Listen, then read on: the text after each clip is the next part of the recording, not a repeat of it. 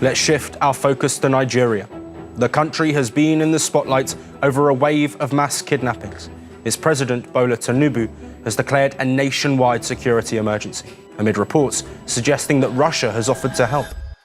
The giant of Africa is on its knees. Nigeria is no longer just facing a crisis, it is facing a collapse. From the north to the south, terror has become the new normal. Mass kidnappings, relentless attacks, families fleeing into the night, leaving everything behind. The government is fighting back, but they are losing control. The chaos got so loud, the world couldn't ignore it. Then, the warning came. It started with President Donald Trump. He didn't send a diplomat. He sent a threat that shook the foundation of international politics. He drew a line in the sand regarding the attacks on Christians. The message was terrifyingly simple: stop the violence, or the United States would intervene. His exact words sent shivers through the Capitol. He warned that America could come in, guns ablazing. The threat of American boots on the ground left Nigeria reeling in shock.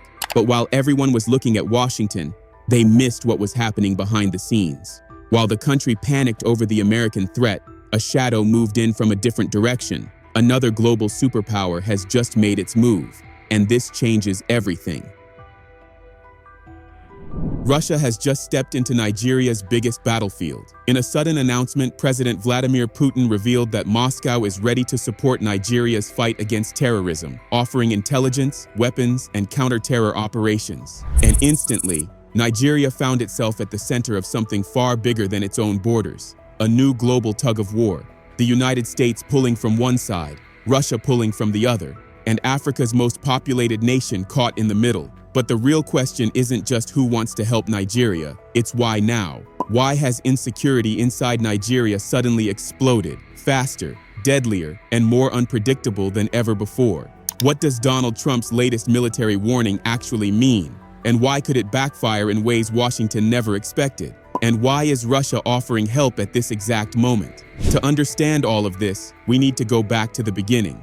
Because Nigeria is no stranger to violence. For over a decade, Boko Haram, ISWAP, bandit gangs, and militant groups have terrorized communities.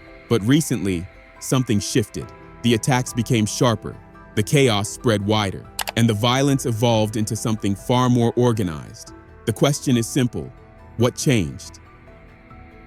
Nigeria's insecurity didn't explode overnight. It grew from several powerful forces colliding at the same time. Armed groups, once limited to the northeast, have now spread across almost every region. Bandits dominate rural communities in the northwest. ISWAP pushes from the Lake Chad region. Kidnapping gangs strike highways in the south. And in the Middle Belt, militias fight over land and resources. Nigeria is no longer dealing with one enemy. It is battling many different groups, each with its own weapons, motivations, and sponsors. This makes the crisis extremely difficult for the military to control because every region demands attention at the same time. But the problem goes deeper. After the fall of Muammar Gaddafi in 2011, Libya collapsed into chaos, and its weapons spilled across Africa. Thousands of guns, explosives, and military-grade equipment flooded the black market and flowed down into the Sahel. Over the years, many of those weapons ended up in West Africa, especially Nigeria. That is why criminal groups today are heavily armed, in some cases even better equipped than local security forces. A crisis that started far away is now fueling Nigeria's violence, and the country is paying the price. Nigeria's insecurity is also fueled by something deeper than weapons or ideology: economic desperation. When young people lose jobs, farmlands, and any chance at a stable income, many join not because they believe in a cause, but because they want to survive. Kidnapping for ransom has now become a booming industry, run like a business with negotiators, informants, and armed units. And as the economy weakens, these groups expand even faster. At the same time, Nigeria's security system is stretched to breaking point. The police are underfunded, understaffed, and unable to respond to growing threats. The military is fighting on too many fronts: terrorism in the northeast, bandits in the northwest, oil thieves in the Niger Delta, and peacekeeping missions abroad. When a security system is overwhelmed, criminals don't just move, they take over. All of this created the perfect storm that caught America's attention. In late October 2025, the crisis in Nigeria suddenly became global news, and without warning, President Donald Trump inserted himself directly into the situation. Nigerians woke up to a fiery post on Trump's Truth Social account. In it, he accused the Nigerian government of allowing large-scale killing of Christians. He threatened to cut all U.S. aid and even warned of a possible military intervention. His words, guns a-blazing. Then he went further, ordering the U.S. Department of Defense to prepare for possible action in Nigeria.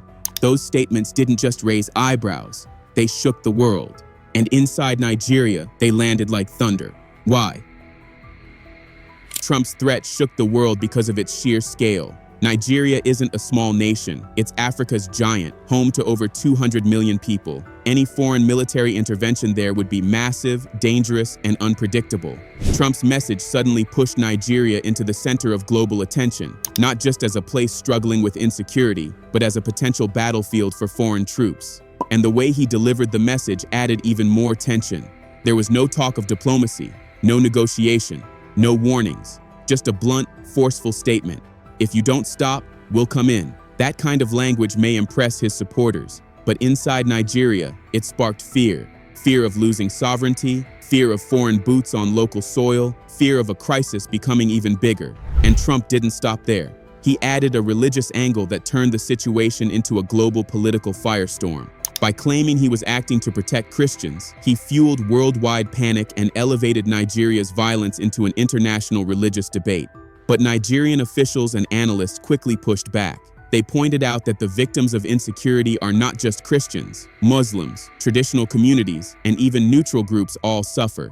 Framing the crisis as one-sided was misleading, they said, and it risked deepening divisions instead of solving anything. Suddenly, what was a complex national security problem had become a global narrative shaped by religion, politics, and international pressure.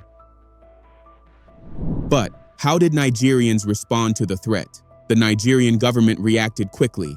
The Ministry of Foreign Affairs rejected the idea of a religious genocide or state-backed persecution.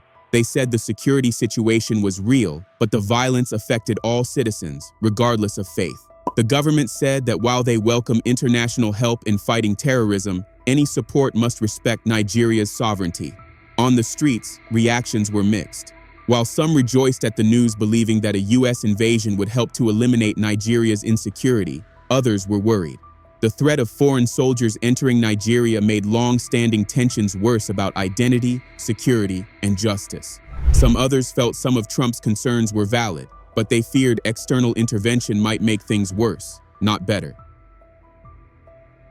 Meanwhile, security problems continued. Just days after Trump's warning, news broke of a mass kidnapping of more than 300 schoolchildren in Niger State. It was one of the worst school attacks in recent years. But it wasn't just in Niger State. Across different states, news of different attacks continued to pour out. It was as if Trump's threat increased the insecurity. But one question that many have been asking is that, why exactly did Trump react so strongly to the insecurity in Nigeria? Think about it. Nigeria's insecurity did not start today. The country has been battling insecurity for years, actually since 2013. And even though there had been a decrease in the activities of jihadist groups, the insecurity was still there. And all these years, Trump has never once spoken against the insecurity in Nigeria. In fact, it's a well-known fact that Trump doesn't like Africans. During his first term, he called the African continent a continent full of shithole countries. So why did Trump react so aggressively? Was it because he suddenly cared about Nigeria's insecurity? Honestly, no. Trump's history makes that very hard to believe. This is the same man who threatened to go guns a-blazing into Nigeria, yet openly met with a so-called repentant Saudi extremist simply because the man promised America billions of dollars. That tells you everything. His reactions are rarely about humanitarian concerns. They're about interests. That is why many analysts believe Trump's sudden concern for Nigeria wasn't driven by compassion at all. Instead, it suggests that the US wanted something from Nigeria, something the Nigerian government had not agreed to give, and Trump's threat was simply pressure dressed up as protection. To understand what the US truly wants, we need to examine three things. The first is Trump's political base in America. His strongest supporters are conservative Christians, voters who sincerely believe the US has a divine duty to protect Christians worldwide. So when stories of church attacks in Nigeria surfaced, these groups demanded action. And Trump responded exactly the way they expected, with threats, dramatic warnings, and the promise to defend Christians. It made him look strong to his supporters back home, even though it did absolutely nothing to solve Nigeria's complex security crisis. In the end, it wasn't about Nigeria. It was about American politics. Second, the United States wants to maintain influence in Africa. For many decades, the US has been the main global power in Africa. But in the last few years, Russia, China, Turkey, and even Iran have been gaining ground. Nigeria is not a small country. It is Africa's largest economy and population. Losing Nigeria to any other global power would be a major blow to US influence. So Trump's aggressive response was partly fear that the US was losing ground. Third, the US needs Nigeria for strategic reasons. Nigeria is important for several reasons. It controls a key part of West Africa. It has huge oil and gas reserves. It influences ECOWAS and African Union decisions. It is also a major security partner in the fight against extremism. So, yes, the US indeed wants something from Nigeria. Now, this is where it gets interesting. Just days after Trump threatened to invade Nigeria, another major power made a surprising move. Russia, under President Vladimir Putin, announced that it was ready to help Nigeria fight terrorism. Putin's tone was clearly different from that of Trump, who was threatening an invasion. For many Nigerians, this announcement felt like a complete contrast to Trump's message. Where Trump spoke with threats and warnings, Russia came with an offer of partnership. So, what exactly did Russia say? According to official statements, Moscow told Nigerian officials that it was ready to step in, fully. Russia offered military support, advanced weapons, intelligence sharing, and professional training for Nigerian forces. The pledge focused specifically on the groups tearing through the north, Boko Haram, ISWAP, and the powerful bandit networks. But Russia didn't just stop at the promise of help. It also criticized the threats coming from Washington, saying Nigeria has the right to defend its people and that the world should support, not intimidate, a nation fighting for stability. And this offer was no accident. Russia has spent years building influence across Africa. In Mali, Burkina Faso, and the Central African Republic, Moscow has positioned itself as the alternative, a partner that provides security without the political pressure often associated with the West. Now, Nigeria is facing one of the worst waves of insecurity in its history. Terrorists, kidnappers, and militias strike almost every week. Entire communities no longer trust local security forces, and many Nigerians feel their government is simply overwhelmed. So when Russia stepped forward, it was more than diplomacy. It was a calculated move into a country desperate for solutions and a direct challenge to the United States' influence. Russia saw an opening and moved fast. But according to analysts, Moscow's offer wasn't just kindness, it was strategy. First, Russia wants to expand its influence in West Africa. It already works closely with Niger, Burkina Faso, and Mali. But Nigeria, the largest nation on the continent, would be the ultimate prize. Second, Russia wants to challenge US dominance. If Africa's biggest economy accepts Russian support, it sends a global message. The world is no longer controlled by one superpower. Countries now have choices. And third, Nigeria is simply too valuable to ignore. With huge oil and gas reserves, a massive population, and heavy political weight across Africa, Nigeria is a long-term partner any major power would want. Helping Nigeria isn't just charity, it's an investment in global influence. But while analysts abroad discuss geopolitics, the reaction inside Nigeria was far more emotional. Many Nigerians felt deeply insulted by Trump's threat. The idea of the United States treating their nation like a misbehaving child or a potential battlefield sparked anger and resentment. So when Russia arrived with a softer tone, offering partnership instead of intimidation, it hit differently. It appealed to national pride. People began asking a powerful question. Why is one superpower threatening us while another is offering respect? And that question changed the entire mood of the country. Even on social media, the shift was dramatic. Many Nigerians began comparing the US and Russia, asking who truly respected the country's sovereignty. Some even argued that Russia's entry might finally pressure the Nigerian government to take the crisis seriously. For the first time in years, Nigeria had the attention of two global giants, one with threats and the other one with assistance. The question is, which one would Nigeria choose? Well, it's quite clear that the Nigerian government doesn't appreciate the US threat of invasion, which they see as an attack against their sovereignty and dignity, and they have made it clear that the only thing they would appreciate from the US is if the US lends a hand of support in their fight against insecurity.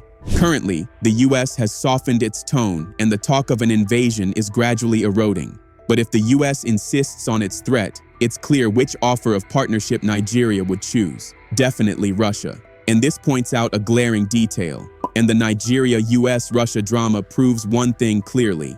The world has changed, and Africa is now a battlefield for influence. For decades, there were only two major powers calling the shots: the United States and Europe.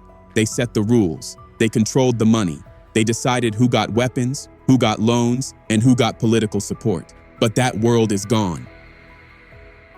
We are entering a multipolar world, a world with many powerful players, and every one of them wants Africa. But unlike before, Africa is no longer powerless. Countries like Nigeria, Kenya, South Africa, Egypt, and Ethiopia now negotiate with strength. They can say no to one superpower and yes to another. They can play competitors against each other for better deals. This is something Africa could never do 30 years ago. In fact, Africa is stepping into a new era, a world where it has choices, a world where no single power can dominate it, a world where countries like Nigeria can shape their own destiny, not follow instructions from Washington or Paris. And the fact is that nothing can stop it. What are your thoughts? Let us know in the comment section below. Don't forget to like this video, drop a comment, and subscribe to our channel.